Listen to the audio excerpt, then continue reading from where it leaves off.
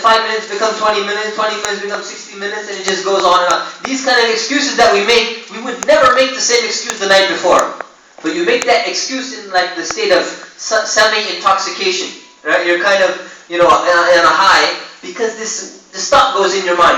The same kind of thought is going in their mind at the moment. What's going to happen? No spoils of war. Oh, but look, there's a good justification we have. The justification is the war's over. So they went down from the mountain. Only a few of them stayed. Now, Khalid ibn al-Walid, who's in charge of the cavalry, he has not accepted Islam yet. He was waiting for his moment. The Quraysh, it looked like the Quraysh were defeated, they were running away. But Khalid is also a good military strategist. Now keep something in mind. We always praise Khalid ibn al-Walid for being an amazing military strategist, right? But keep in mind something. He exploited this pass. He figured out that this was a weakness. But who figured out that it was a weakness before even Khalid figured out it was a weakness? The Prophet ﷺ. He was also a military strategist. We don't realize. See, sometimes we put so much credit on other people, we keep looking at the Prophet as a prophet, we forget that his other wisdoms. Of course, this is a gift that Allah subhanahu wa ta'ala has given. So Khalid ibn al-Walid, he sees this weakness. He sees the archers are down. There's only a few of them left. He says, we can take these guys out. So he goes with his cavalry, with his horsemen, and he goes around the mountain pass. And there's a few archers there. Few archers probably shot a few arrows. Khalid and his army goes up and they kill off those rest of them. They probably had arrows as well, or they just went up the mountain and they took care of them. So they're all dead. The archers who stayed behind and listened to the orders of Allah, of the messenger, they died. They were killed. So now what happens? Now the army comes from behind. Now the Muslims are running. The Quraysh are here running away. The Muslims are running after them. And Khalid ibn Walid and his forces come from behind. Now imagine you're running after somebody and you're chasing him. And you're running, and then all of a sudden, somebody comes up to you from behind, even faster than you, because you're running on foot and they're on a horse. And they come up from behind and they start killing you. And you're wondering what's going on. You're running after this guy because you're focusing on him, and all of a sudden, the guy on the side of you, he just got killed. You think, what is going on? The other guy on the side of you, he just got killed. They have no idea what's going on. So the moment they realize what's going on, that there's a horseman behind them, as soon as they turn around, the Quraysh on the other side realize, hey, something has changed. They turn around and launch an attack. And they crush the Muslim army from both sides. So now the Muslim army is crunched in from both sides. And this is where the reversal came. This is where victory began to turn into defeat. So what happened at this crucial moment? At this crucial moment when the Muslims start getting killed and they're being crunched in from both sides, the Prophet ﷺ is knocked off of his horse. He's in the middle of the battle as well. He is knocked off of his horse. Now when he's knocked off of his horse, if you get knocked off your horse, you don't know what happened to this person. Maybe the person died. Maybe the person got hit and he fell off his horse and he's dead on the floor. So what happened was people began to circulate the information. The Prophet is dead. Who was circulating exactly? You cannot be sure. It could have been some leftover hypocrites in the army. It could have been the Muslims who misunderstood. It could have been the Quraysh, or it could have been all of them. They all began to circulate the rumor that the Prophet ﷺ has been killed. Because he's got knocked down and nobody knows where he is now. Everything is in utter confusion. Now imagine this scenario. This is the scenario. This is the thing that we're dealing with at the moment. So what happens next? What happens next is that some of the companions, they begin to give up completely. They put down their swords. Some of them sit down on the floor and they say, what's the point of fighting? If the Messenger of Allah ﷺ, if he's dead, if he's been killed, what's the point of fighting anymore? There's no need to fight anymore. We were fighting this whole time. If he's dead, then forget it. They just sat down. Let us die. There's no point. This was one reaction. Okay? Another reaction, another group of companions, they said, if the Prophet ﷺ is dead, what's the point of being alive? Not what's the point of living?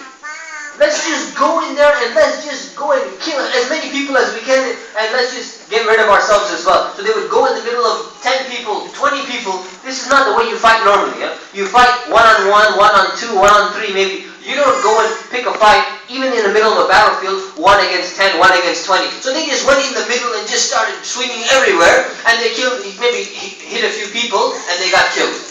This was the reaction. So, we'll reflect a little bit more on the reaction later. So what happened was, now somebody announces, somebody shouts out, the Prophet ﷺ is here and he's alive. Now what do you think is going to happen? If somebody yells out, the Prophet ﷺ is here and he's alive, he's not dead, the rumor is false, two things are going to happen. Number one, all the companions are going to run to go to the Prophet ﷺ so they can regroup. Right? But number two, all the Quraysh are going to go immediately in order to attack the Prophet ﷺ. So you have a good effect and you have a negative effect. So everyone goes to the Prophet ﷺ. The Muslims as well as the Quraysh. The Muslims surround the Prophet. And the Quraysh go and start attacking the Prophet. Now they're attacking him with all types of weapons now. They're attacking him with swords. They're shooting arrows at him. They have, I forgot what they're called, a ballista. It's like a chain and a ball. So they have those as well. When you swing them, it knocks the person. So even if you're wearing armor, the Prophet ﷺ is wearing armor, by the way. Even if you're wearing armor, this thing, if you hit somebody with this ball and chain, it's just going to break their face in. Even if they're wearing armor, it doesn't make a difference. So you can defend from a sword, you can defend from an arrow, but this ball and chain will hit them. So they're using all of these different things. So now the Muslims go and they form a circle around the Prophet ﷺ. And these Sahaba who are buried in Uhud, if you go to Uhud, think about this. Seriously, think about this.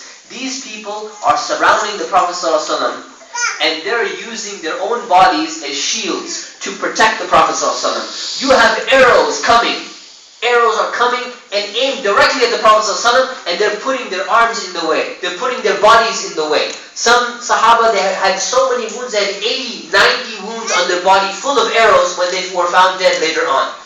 This is the type of sacrifice that these Muslims were giving.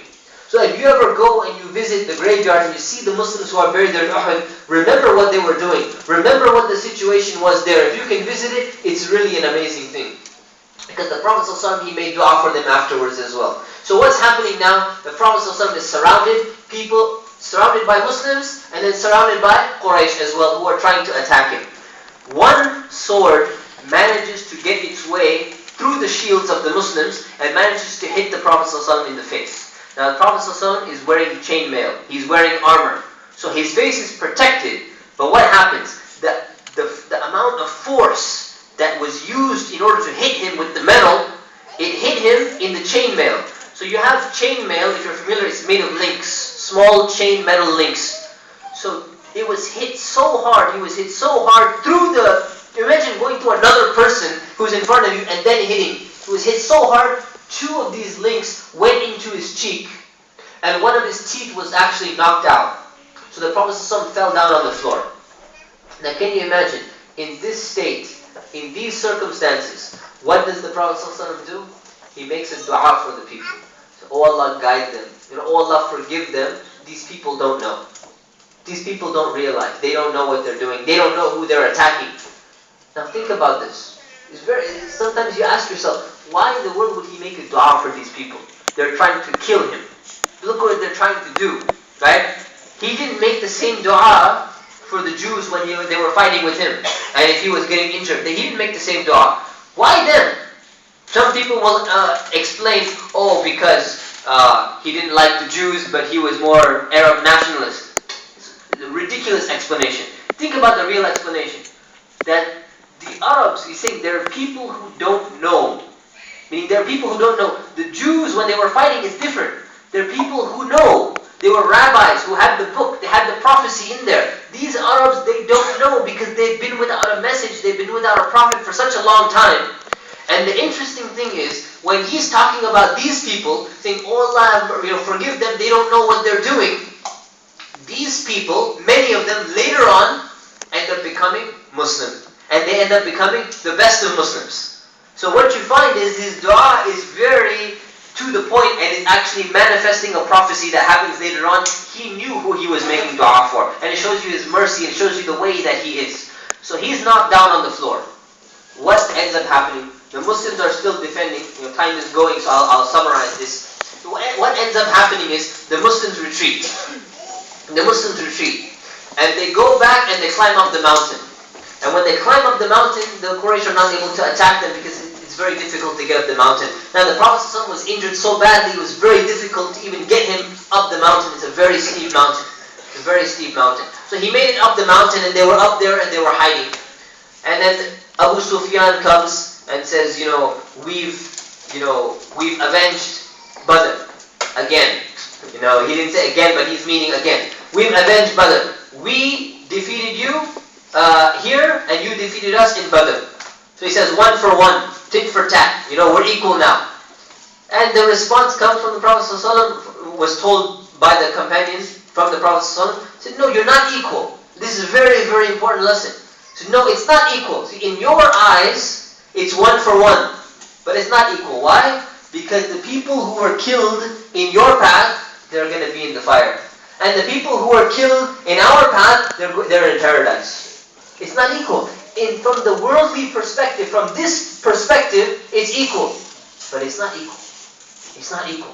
And we have to keep that in mind. In every single thing that we do, if you see two people who are working in a field, who are working in the field of activism, who are working in the field of volunteering and helping with charity, and you have a Muslim and you have a non-Muslim, and the non-Muslim is doing it, he says, because I do this for the sake of humanity. And the Muslim, he does this and he says, I'm doing this for the sake of Allah. And they both get an award because they're the best activists. They're the best, people who help others. They are not equal. They are equal in this life. They are equal in the award that they're going to get in this life.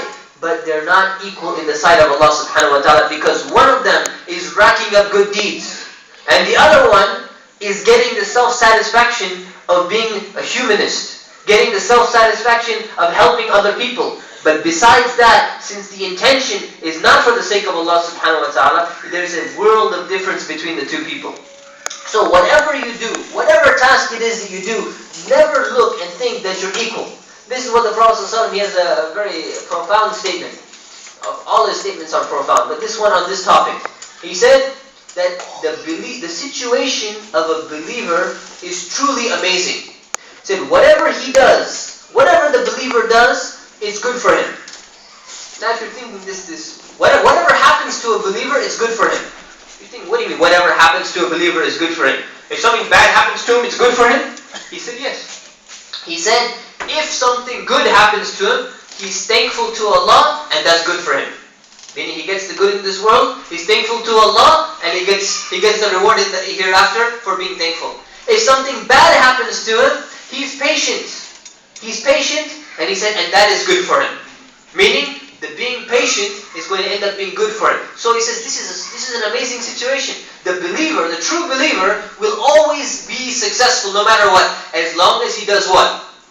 As long as he does what? As long as he does what he's supposed to do, fulfill the rights of Allah subhanahu wa ta'ala. Fulfill the rights of Allah by thanking Allah, by shukr. You fulfill the rights of Allah when Allah tests you, you're patient, you have sabr. You fulfill the rights of Allah subhanahu wa ta'ala, you succeed. It's a win-win situation for you. You can never lose as a believer. Imagine if you're not a believer. The non-believer, if something good happens to them, they win. How can they win when a calamity afflicts them? There's no victory for them. It's a loss. It's a loss. And that's why the Prophet said, this world, for a believer, this world is like a prison for a believer, and it's a paradise for the unbeliever. Why is it a paradise for them? Because this is all they're going to get. This is all they have. And imagine the expectation for the believer. It's like this is a prison. We're just getting little tiny things here and there. Get a little food, get a little thing. We're waiting for the next one. We're waiting for the actual one. Once we get out of here, we can go to the real life in paradise, inshallah ta'ala. So this is something the Prophet is teaching. That look, victory is not going to be the same. It doesn't work the same way.